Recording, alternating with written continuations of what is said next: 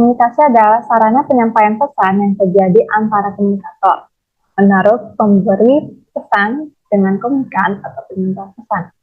Dan proses dalam penyampaian pesan sangat berpengaruh dikarenakan dalam berkomunikasi memiliki faktor yang sifatnya mendukung atau menghambat penyampaian pesan. Fungsi komunikasi menurut Rudolf terbagi menjadi dua, fungsi sosial, fungsi pengambilan keputusan. Dan gaya komunikasi pada dasarnya terbagi menjadi gaya komunikasi pasif, gaya komunikasi agresif, gaya komunikasi pasif-agresif, gaya komunikasi asosiatif, dan gaya komunikasi dalam organisasi terbagi menjadi 6 menurut Dawes. Yakni ada gaya komunikasi mengendalikan atau the controlling style, yang kedua adalah gaya komunikasi dua arah, yang ketiga ada gaya komunikasi struktur, keempat gaya komunikasi dinamik, kelima gaya komunikasi melepaskan, dan keenam gaya komunikasi menarik diri. Tokoh yang saya akan analisis gaya komunikasinya adalah Wilbur Blanchard, atau memiliki sebutan sebagai ayah dari studi komunikasi. Wilbur Blanchard sejak lahir sudah mempunyai gangguan di organ bicaranya. Ia mengalami gagap dan kesulitan berbicara sehingga membuat rasa malu bagi dirinya dan keluarganya. Oleh sebab itu, gaya komunikasi Charm pada masa kesulitan berbicara adalah gaya komunikasi pasif. Dikarenakan Charm selalu menghindar saat berbicara di depan umum, akan tetapi terus melakukan terapi bicara dan kepercayaan diri yang tinggi sehingga dapat mengatasi masalah sedikit demi sedikit. Walaupun kesulitan dalam berbicara, Charm sangat mudah untuk menulis.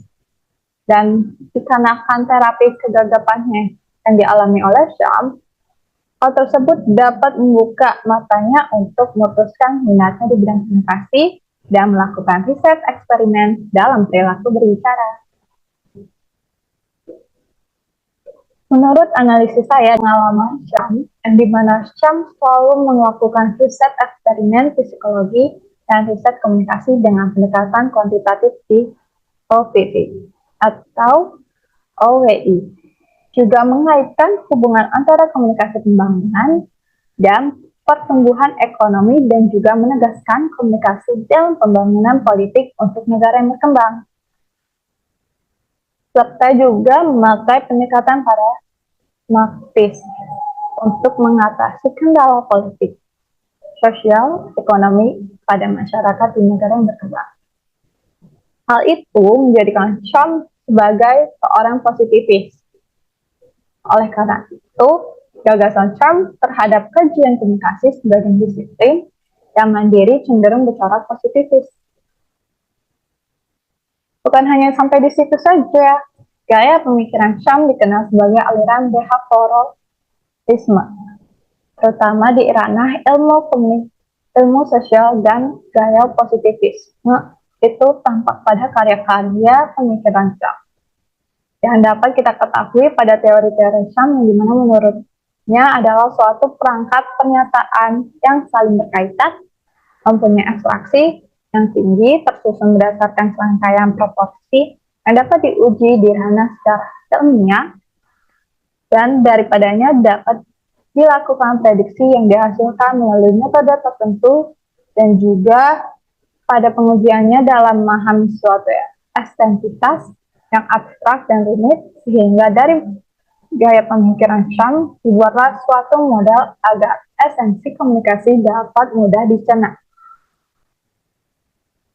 Dan dari gaya pemikiran Charm yang positif, salah satunya adalah model yang tidak bias menjadi kabur adalah model proses komunikasi Charm yang perspektif psikologis. Aspek psikologi itu penting untuk ditonjolkan dikarenakan proses komunikasi hanya terjadi di kalangan manusia sebagai makhluk sosial dan sekaligus sebagai makhluk pribadi yang mempunyai dimensi psikologis. Jenis-jenis komunikasi tadi sudah saya jelaskan terbagi menjadi 6 menurut Dawes. Dan jika dilihat dari jenis gaya komunikasi menurut Dawes and Mohs, bahwa Charm termasuk ke dalam jenis gaya komunikasi the structuring style. Dikarenakan Syam dapat merencanakan pesan-pesan verbal dan non-verbal guna lebih memantapkan tujuannya, memberikan penegasan atau jawaban dari pertanyaan-pertanyaan yang muncul. Sekian dari analisis saya. Terima kasih.